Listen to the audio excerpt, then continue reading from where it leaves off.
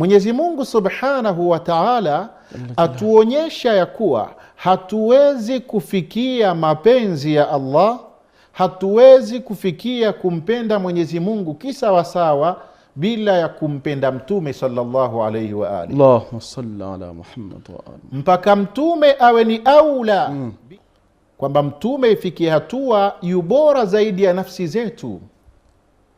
Aula bina min anfusina, Mtume awe ni bora kwetu kuliko nafsi zetu. Kwa maana utaona Mtume akiondoka, alastu aula bikum min anfusikum, qalu bala ya Rasulallah, je, mimi si mbora zaidi kwenu kuliko hata nafsi zenu? Ibara hii ni pana, maana yake uko tayari kuweza kufa kwa ajili ya kumnusuru huyu. Hauko tayari avunjiwe heshima mtume wako pale ambapo bado kuna damu inatembea katika mwili wako.